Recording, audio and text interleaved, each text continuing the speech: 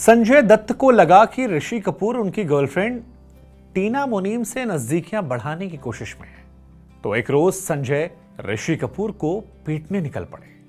नमस्कार, आप देख रहे हैं नोदिस और आपके साथ मैं हूं शुभांकर मिश्रा।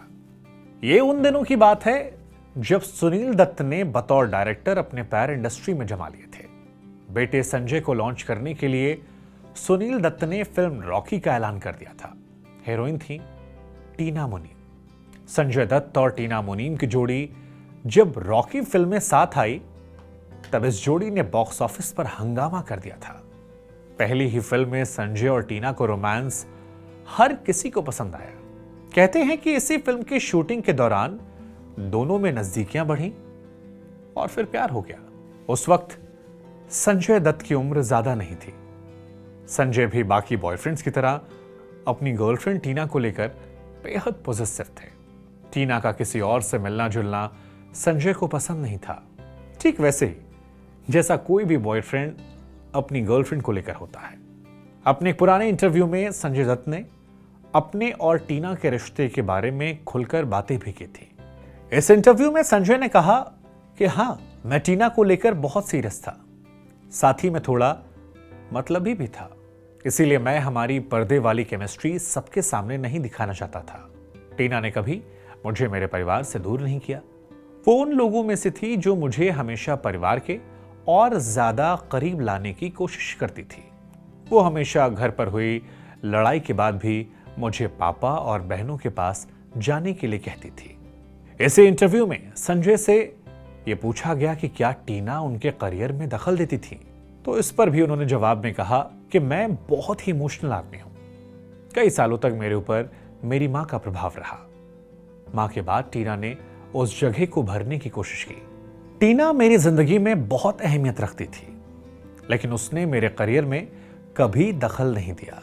उसने कभी भी मुझे किसी एक्ट्रेस के साथ काम करने से नहीं रोका। मैंने पूनम ढिल्लों के साथ सिर्फ एक ही फिल्म में काम किया क्योंकि हमें साथ में एक ही फिल्म ऑफर हुई। मैं रंजीता के साथ काम करना चाहता था, पर किसी भी फिल्म मेकर ने हमें कास्ट नहीं किया। इसे इंटरव्यू में संजय ने कहा कि टीना ने उस वक्त कई एक्टर्स के साथ काम किया। उस वक्त टीना का नाम कई एक्टर्स के साथ जोड़ा जाता था, जिसे सुनकर मैं बहुत गुस्से में आ जाता था।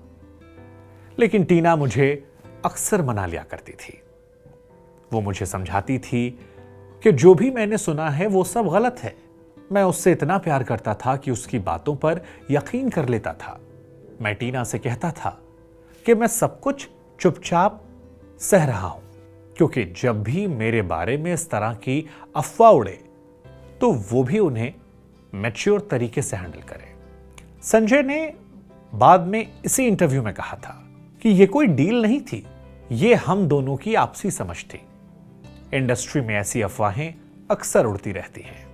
बॉलीवुड के दिग्गज एक्टर ऋषि कपूर ने भी अपनी ऑटोबायोग्राफी खुल्लम खुल्ला में इस बात का जिक्र किया है कि संजय दत्त टीना मुनीम को लेकर इतने पॉजिटिव थे कि एक बार उन्हें यह गलतफहमी हो गई कि टीना और मेरा कुछ चल रहा है, तो वो मेरे घर पर ही झगड़ा करने पहुंच गए थे। यह ऋषि कपूर और टीना मुनीम की फिल्म कर्ज की शूटिंग के वक्त की बात है। हालांकि दोनों के बीच इतना प्यार और अंडरस्टैंडिंग होने के बाद भी यह रिश्ता शादी की मंजिल तक नहीं पहुंच सका। संजय दत्त की ड्रग्स और शराब की लत की वजह से टीना मुनीम और संजय दत्त की यह प्रेम कहानी अधूरी रह गई। वैसे संजय दत्त की कई और भी प्रेम कहानियां हैं जिनके चर्चे काफी मशहूर हैं, उन पर कभी और चर्चा करेंगे। आज ये कहानी कैसी लगी और संजय दत्त का ये एग्रेशन कैसा लगा आपको? क्या इस कहानी ने आपको हैरान किया?